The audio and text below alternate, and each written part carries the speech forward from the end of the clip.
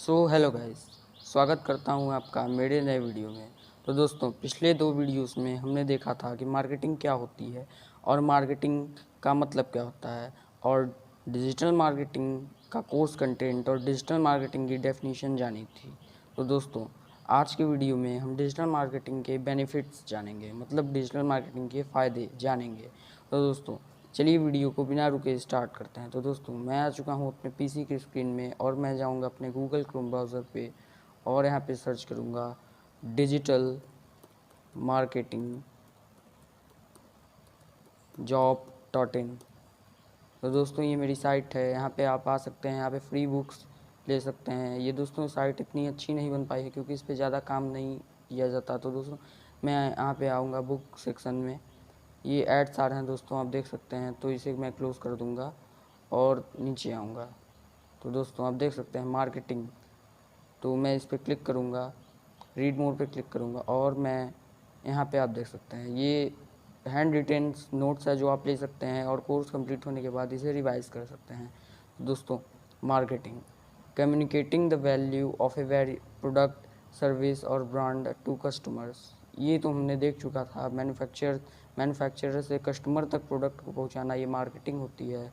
अब वो एड्स के थ्रू, एसएमएस के थ्रू, रेडियो के थ्रू, वो ट्रेडिशनल मार्केटिंग था क्योंकि ये विदाउट इंटरनेट था, और वो ये 85% इंटरनेट डिजिटल मार्केटिंग के लिए नीड होती है। तो दोस्त, रिक्वायरमेंट्स वेबसाइट एसईओ ऑर्गेनिक, मतलब एसईओ को ऑर्गेनिक भी बोलते हैं, और ये पीपीसी एसईएम जैसा कि हमने देखा था कल के वीडियो में, तो इसे इनऑर्गेनिक बोलते हैं। एसएमओ सोशल मीडिया, और ये email, videos, affiliate, digital analytics. तो दोस्तों, ये सब हम ऑलरेडी डिस्कस कर चुके हैं। तो ये दोस्तों डॉक्टर फिलिप कोटलर, ये इन्हें फादर ऑफ मार्केटिंग भी कहा जाता है क्योंकि अभी भी एमबीए बीबीए में इन्हीं की किताबें पढ़ाई जाती है। तो दोस्तों, हम इसे नहीं छेड़ेंगे और नीचे आएंगे। अब हम आते हैं वेबसाइट, तो आएंगे हम बुक सेक्शन में और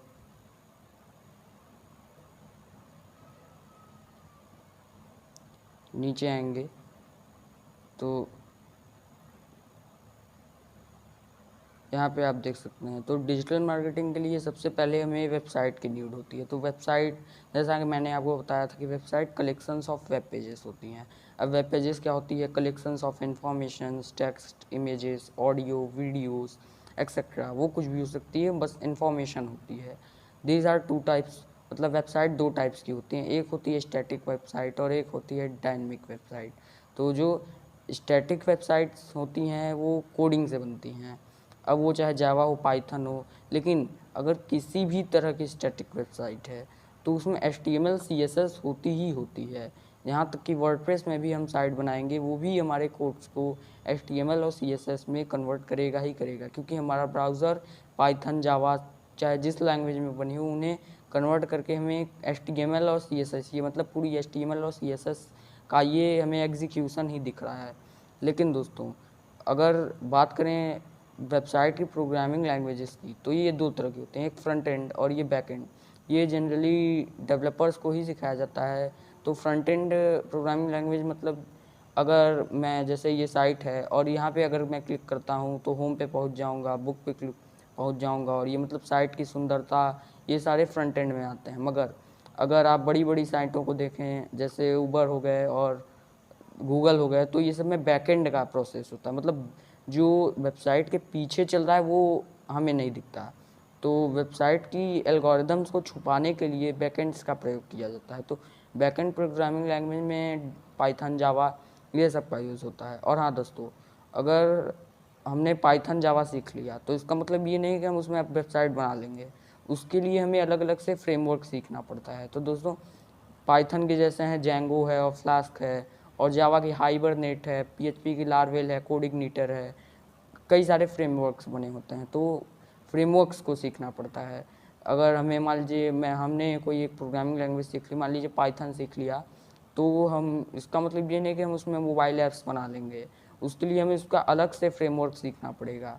जैसे मोबाइल ऐप्स बनाने के लिए कीवी यूज़ किया जाता है, ये फ्रेमवर्क पॉपुलर है, तो ऐसे ही होता है। तो दोस्तों, अगर आप सुंदर साइट्स, और जो फ्रंट एंड बैक एंड दोनों सीखा होता है, मतलब जो दोनों में मास्टर होता है, वो फुल स्टैक वेब डेवलपर हो जाता है। अब दोस्तों स्टैटिक वेबसाइट तो हम नहीं बनाएंगे, स्टैटिक वेबसाइट डेवलपर ही बनाते हैं, जो HTML CSS और बैकएंड में अगर फंक्शनलिटी चाहिए, अच्छी साइट चाहिए, तो पाइथन जावा डेवलपर ही देखेंगे हम लोग। तो डायनेमिक वेबसाइट जो होती है, ये भी, इसमें भी कोडिंग ही होती है, लेकिन ये जो स्टैटिक वेबसाइट होती है इसमें प्योर HTML एंड CSS होता है, इसमें डेटाबेस नहीं होता। मतलब ये पेज, बस एक पेज खड़ी कर देगी आपके सामने बस। और ये डायनेमिक वेबसाइट जो होती हैं इसमें कलेक्शंस ऑफ पेजेस होते हैं और डेटाबेस से कनेक्शन होता है। ये डेटाबेस कनेक्शन बैकएंड में होता है, ये SQL, ये डेटाबेस का नाम है। और फ्रंट एंड में C++, जावा, पाइथन, मतलब लगभग जो प्रोग्रामिंग लैंग्वेज है उन्हें हम बैकएंड और फ्रंट एंड दोनों में यूज़ कर सकते हैं। तो फ्रंट एंड बेसिकली क्या होती है, अगर मैं यहाँ क्लिक करूँ तो जिस पेज पे रीडायरेक्ट हो जाऊँ वो हो गया फ्रंट एंड हमारा। मतलब क्लिक करने पर जहाँ पहुँच गए, या यहाँ पे मैं होवर करूँ तो ये आ जाए, एड्स बाय गूगल आ जाए, तो ये हो गया हमारा फ्रंट एंड। और जो बैक एंड, अब मैं यहाँ पे क्लिक किया, मान लीजिए ये गूगल मैंने खोल दिया, अब अगर ये इसके पीछे मैं न्यू टैब पे दबाया और ये सर्वर से, मतलब मैं जो न्यू टैब पे जो क्लिक किया, मतलब मैं क्लाइंट हूँ और मैं गूगल पे रिक्वेस्ट करता हूँ कि ये साइट मेरे सामने खोल दो।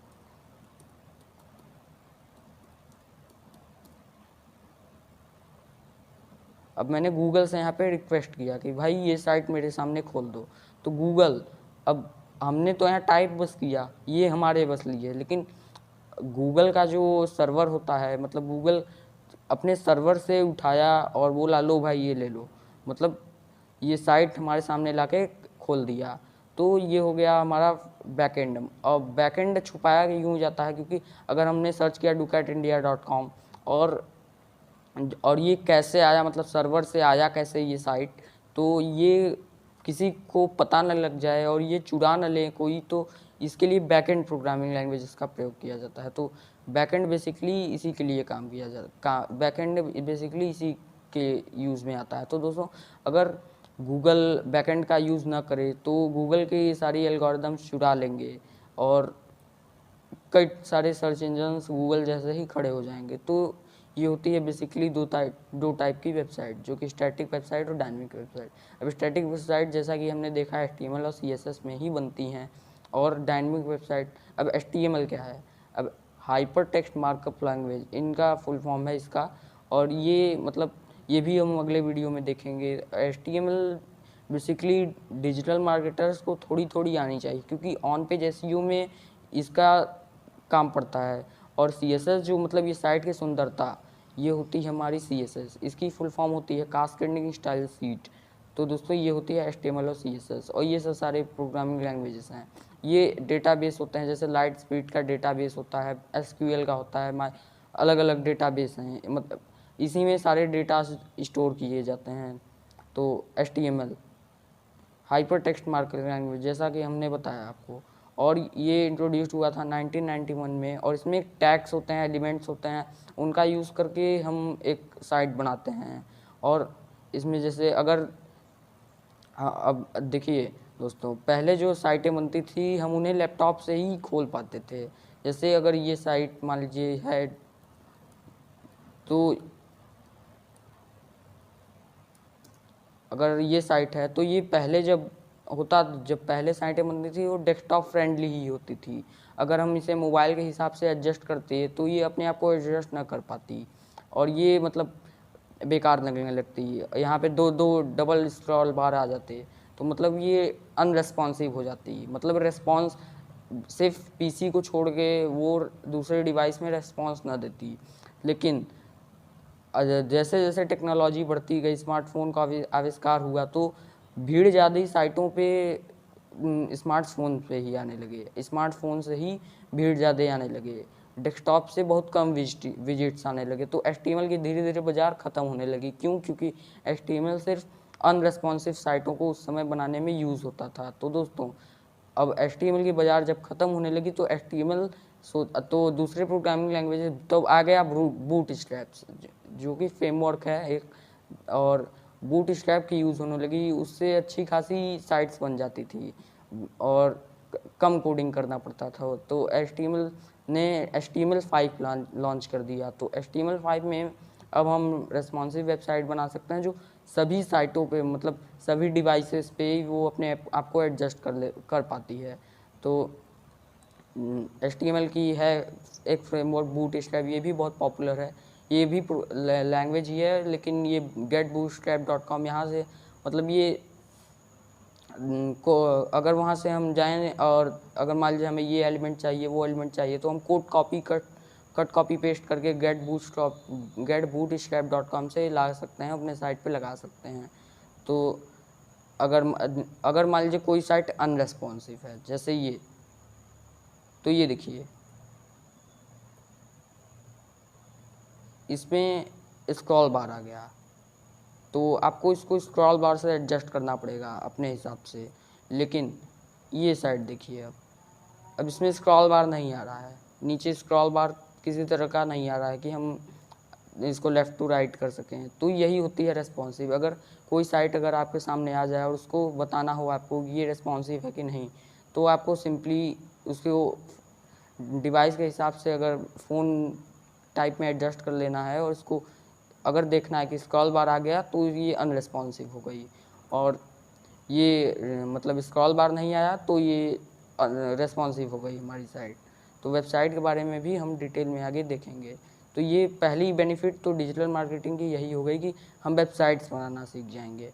अब कहीं कहीं डिजिटल मार्केटिंग में वेबसाइट बनाना नहीं सिखाया जाता, क्योंकि वो वेबसाइट बनाना असलियत में काम हम लोग का तो नहीं होता, क्योंकि डिजिटल मार्केटिंग से मार्केट वैल्यू बनाना होता है, लेकिन वेबसाइट हमें बनानी आनी चाहिए। तो हम कोडिंग से एक वेबसाइट बनाएंगे जो कि HTML और CSS का यूज़ करके और टेम्पलेट डाउनलोड करके हम बनाएंगे अगले वीडियो में। तो और डायनेमिक वेबसाइटें जो बनती हैं वो भी जावा, पाइथन और लारवेल है फ्रेमवर्क, वो भी बहुत पॉपुलर है। ये सब लैंग्वेजेस का यूज करके बनती हैं।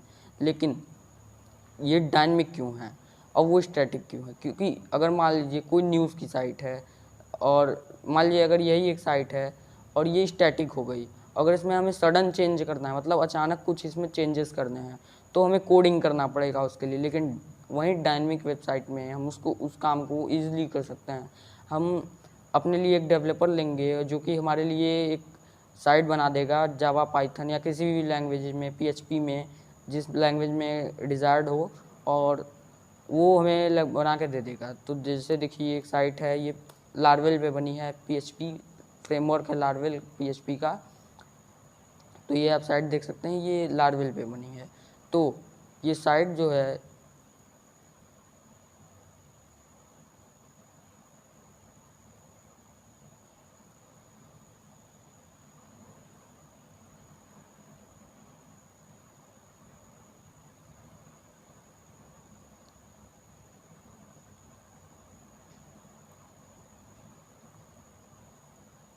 तो ये आप साइट देख सकते हैं, ये देखिए।